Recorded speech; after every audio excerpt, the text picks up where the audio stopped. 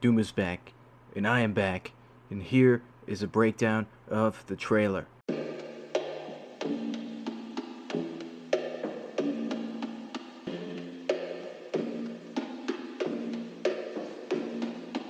So starting off, the beginning text instantly confirms that this is a prequel, and is most likely set between Doom 64 and 2016, during the Slayer's time with the Argenta people, as a Knight Sentinel, as he served under King Novik and the Khan Maker, a god at this point in the lore.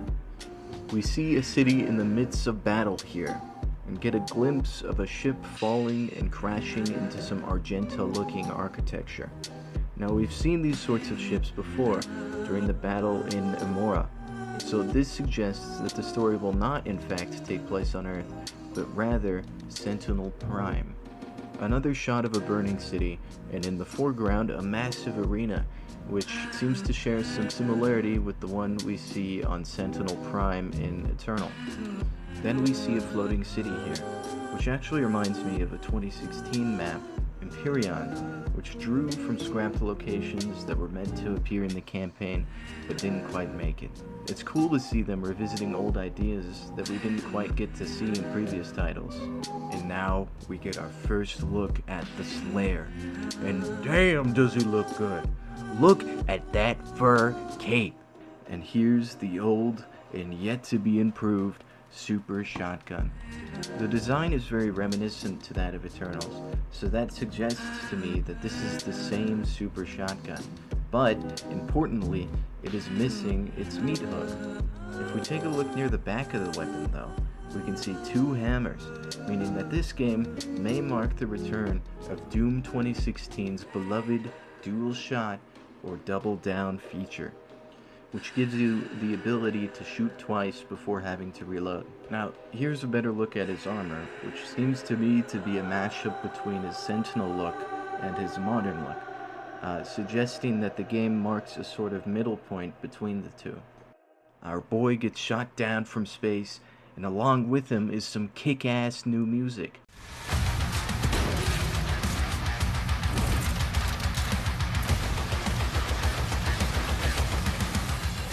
Now, I'm not sure who's doing the soundtrack this time around. The music, to me, seems very similar to that of Andrew Holschultz. And given his history with Eternals DLCs, that doesn't sound too far off. A lot flies by here, but I'll mention them briefly. There's a new Mancubus design, a one-handed super shotgun reload, a gun that chews up skulls and turns them into ammunition, which could be a chain gun or assault rifle equivalent, improved gore, a chainsaw shield, new and improved plasma rifle, a new Arachnotron design, crazy-ass shield mechanics. You can block, throw the shield, or even dash into enemies and send them flying. A new gun that throws blades. It looks like a railgun equivalent, and you can now parry incoming enemy attacks thanks to the shield. Also, the Slayer has a flail. And here we see a fairly unfamiliar demon, but given the look of its horns, I actually believe this to be an Agadon Hunter, or Doom Hunter, pre-reconstruction by Dig Rannoch.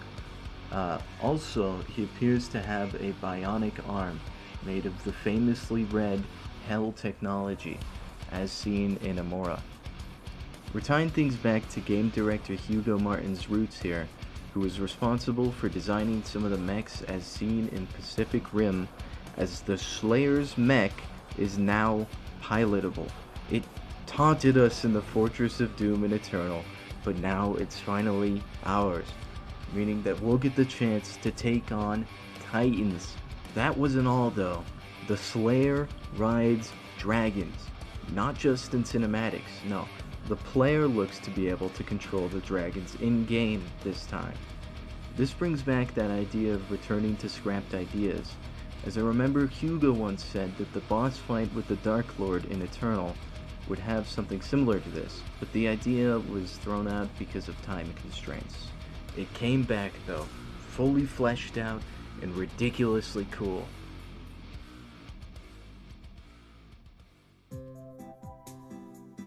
Alright, well that's all I was able to milk out of this trailer.